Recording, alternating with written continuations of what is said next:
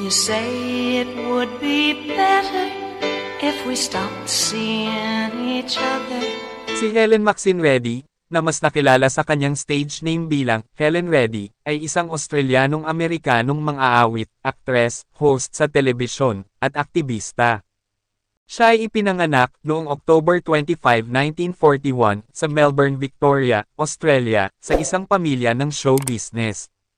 Ang kanyang ina ay si Stella Campbell, isang sikat din na artista, dancer, at singer. Ang kanyang ama naman ay si Maxwell David Reddy, isang writer, actor, at producer. Ang kanyang ina ay nagtanghal sa Majestic Theatre sa Sydney, at pinakamahusay na kilala bilang isang regular na miyembro ng cast sa mga programa sa telebisyon tulad ng Homicide noong 1964, Bellbird noong 1967, at Country Town noong 1971. Sinimula ni Helen ang kanyang karera bilang isang entertainer sa edad na 4 na taong gulang lamang. Kumanta siya sa radyo at telebisyon, at nanalo sa isang talent contest sa programa sa telebisyon, na Bandstand noong 1966. Ang kanyang premyo ay isang ticket sa New York City, at isang record audition, na kung saan ay hindi matagumpay. Matapos ang isang maikli, at hindi matagumpay na karera sa pagkanta sa New York, sa huli ay lumipat siya sa Chicago, at kasunod nito, ang Los Angeles, kung saan ginawa niya ang kanyang mga debut single na One Way Ticket at I Believe in Music noong 1968 at 1970. Ang B-side ng huling single, ang I Don't Know How to Love Him, ay umabot sa number 8 sa pop chart ng Canadian magazine na RPM. Pumirma siya ng kontrata sa Capitol Records makalipas ang isang taon.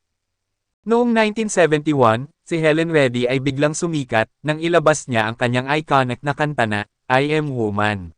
I am woman, hear me roar, in numbers too big to ignore. Ang kantang ito ay naging isang pambansang awit para sa mga kababaihan at naging isa sa mga simbolo ng women's liberation movement noong panahong iyon. Ang kanyang malakas na boses at malalim na mensahe ng awitin ang nagpatibay sa kanyang reputasyon bilang isang empowered na mang-aawit. Pagkatapos ng kanyang hit na I Am Woman, sumunod pa ang maraming mga kantang sumikat, tulad ng Delta Dawn, Angie Baby, at Leave Me Alone, Ruby Red Dress. Ang mga kantang ito ay nagrehistro sa Billboard Hot 100 at nagbigay sa kanya ng sunod-sunod na mga hit song. Isa pa sa mga iconic na kanta ni Helen Reddy ay ang kantang I Can't Say Goodbye to You, kung saan, magpasa hanggang ngayon, ang awiting ito ay patuloy na kinakanta ng iba't ibang lahi, sa iba't ibang henerasyon. I can't say goodbye to you.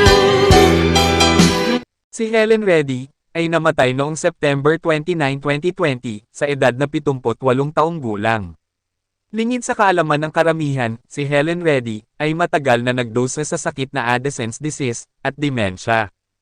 Ang tunay na sanhi ng kanyang kamatayan ay hindi tinukoy, ito marahil ay dahil sa kanyang edad at sa iba't ibang karamdamang dumapo sa kanya.